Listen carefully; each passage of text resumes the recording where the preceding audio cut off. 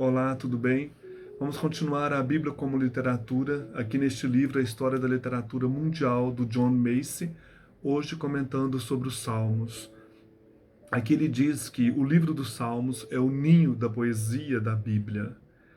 Os que conhecem a língua hebraica declaram unânimes que a beleza do original não pode ser percebida nas traduções, e devem estar certos, porque a poesia é um estranho fluido que se evola ao passar do vaso nativo para outro feito de língua e forma diferente.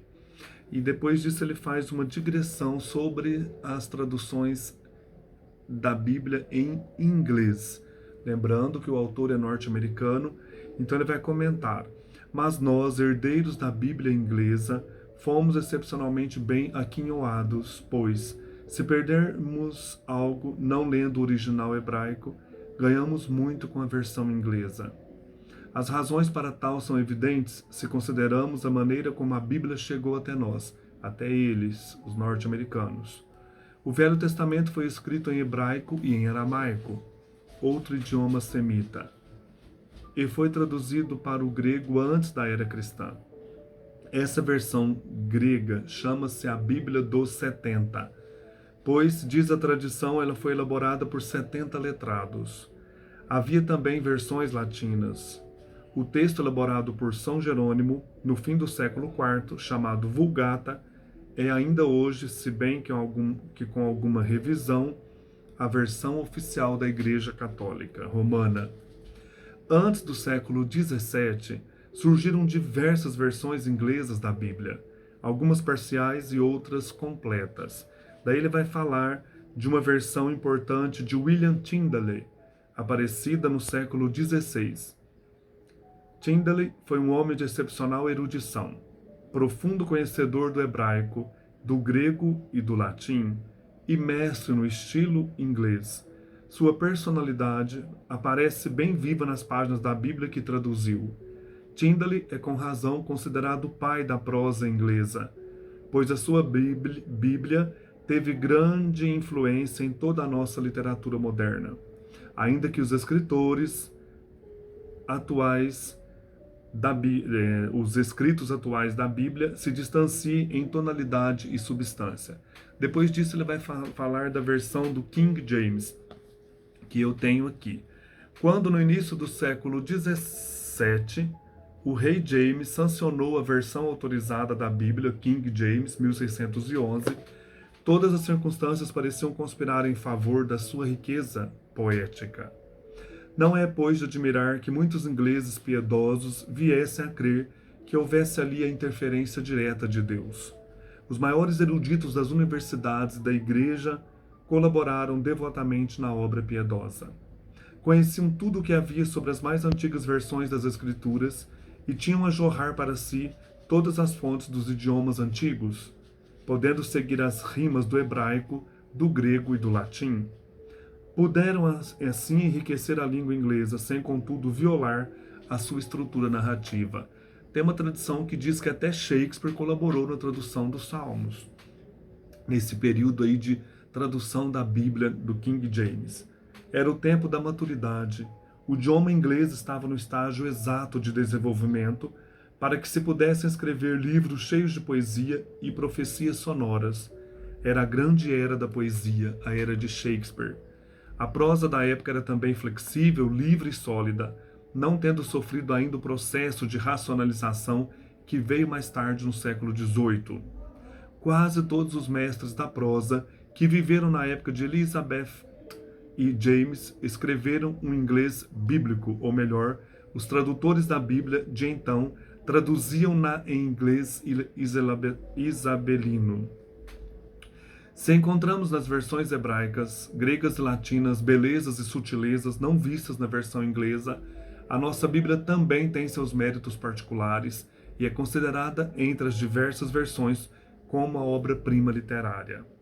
Insistimos no ponto de vista literário, pois não nos cabe estudar aqui a acuidade do assunto que já foi discutido e resolvido por estudiosos ingleses e americanos, os quais no século XIX nos deram a versão revisada da Bíblia. Então, está comentando aqui a versão que os americanos têm.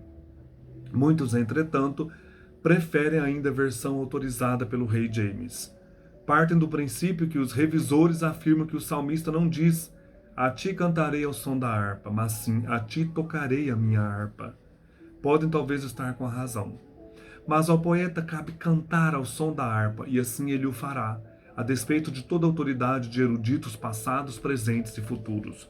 Então essa Bíblia do King James, do rei James, ela tem uma importância literária imensa. É interessante observarmos isso, né? Aqui nós temos um produto literário, um esforço de vários eruditos ingleses para manter a rima, o ritmo, a melodia, né, desses versos, principalmente nos Salmos, a beleza da poética hebraica. Não é com espírito nacionalista, pois que sou norte-americano, o autor, né, o John Macy, que faço aos leitores esta sugestão. Comparem o fraseado da versão inglesa da Bíblia com o da francesa, ou mesmo da alemã de Lutero. Infelizmente eu não tenho aqui a Bíblia de Lutero, quero ainda adquirir. Ainda que o gênio informativo dos hebreus possa ter sofrido alguma modificação ao sabor do gênio literário dos ingleses, o espírito original da obra não foi atingido. E na Bíblia é o espírito que conta. Os tradutores provaram ser dignos de seu trabalho, principalmente nos livros poéticos que entremeiam o Velho Testamento: o livro de Jó, os Salmos, os Provérbios, o Eclesiastes, o Cântico dos Cânticos. Esses livros continuam tão cheios de metáforas como as colmeias de mel. E a melodia da linguagem, seja certa ou errada, brilha como prata pura.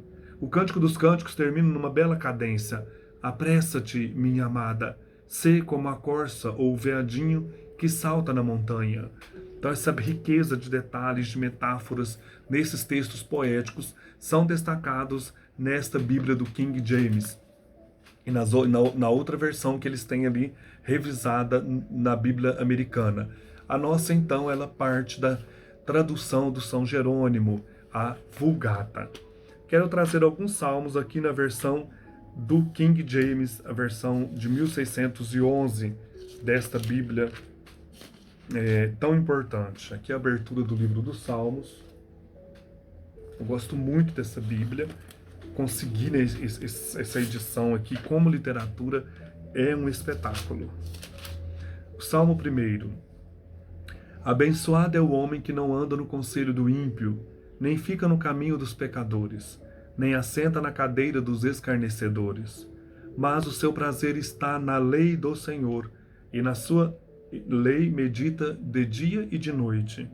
E ele será sempre como a árvore plantada junto a rios de água, que geram seu fruto em sua estação. Sua folha também não murchará, e tudo aquilo que ele faça prosperará. Os ímpios não são assim, mas são como a palha que o vento lança para longe. Portanto, os ímpios não ficarão de pé no juízo, nem pecadores na congregação dos justos. Porque o Senhor conhece o caminho dos justos, mas o caminho dos ímpios perecerá. Essa diferença de tradução, de beleza, né, riqueza do texto aparece aqui nesta versão. Salmo 28, Salmo de Davi. A ti eu clamarei, ó Senhor, minha rocha. Não te silencies a mim, para que se te silenciares a mim, eu não me torne como aqueles que descem para dentro da cova. Ouve a voz das minhas súplicas quando eu clamar a ti, quando eu levantar minhas mãos em direção ao teu santuário. Não me afastes com os perversos e com os trabalhadores da iniquidade, que falam a paz aos seus vizinhos, mas o dano está em seus corações. Dá-lhes de acordo com seus feitos e de acordo com a perversidade de seus esforços. Dá-lhes segundo a obra de suas mãos, retribui-lhes o seu deserto. Porque eles não consideram as obras do Senhor, nem a atuação das suas mãos. Ele o destruirá e não os edificará. Bendito seja o Senhor, porque ele ouviu a voz das minhas súplicas. O Senhor é a minha força e o meu escudo. Meu coração confiou nele e eu sou ajudado. Portanto, meu coração se regozija grandemente, e com a minha canção eu o louvarei. O Senhor é a sua força, e ele é a força salvadora dos seus ungidos. Salva o teu povo e abençoa a tua herança. Alimenta-os também e eleva-os para sempre. Essa Bíblia também é repleta de notas, de ilustrações, mapas. É um verdadeiro compêndio de estudos. Quero ler o 42, Salmo 42.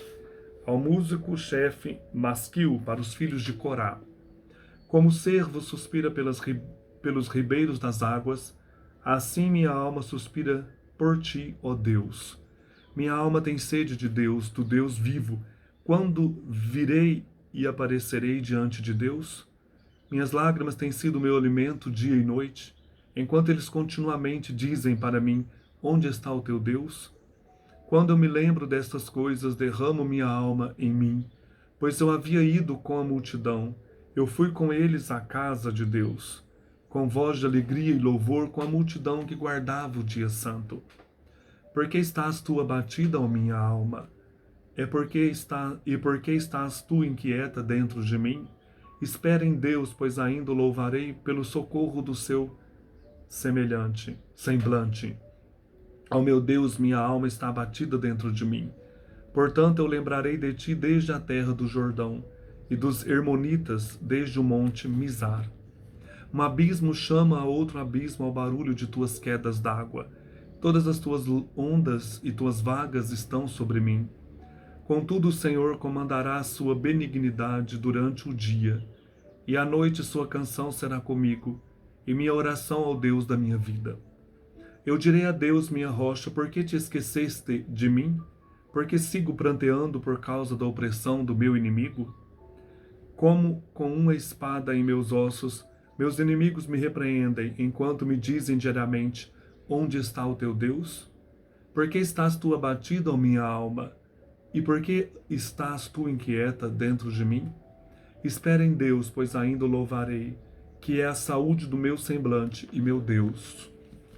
Só para percebermos que existem muitas diferenças nas palavras entre a Vulgata e a Bíblia do King James, mas esta e aquela também primam por resgatar a poesia, e esse é um dos livros mais poéticos e que trazem para nós orações tão importantes do Antigo Testamento, que nos ajudam também a rezar, a nos aproximar mais do Deus, né, que caminha conosco. Um abraço, até mais.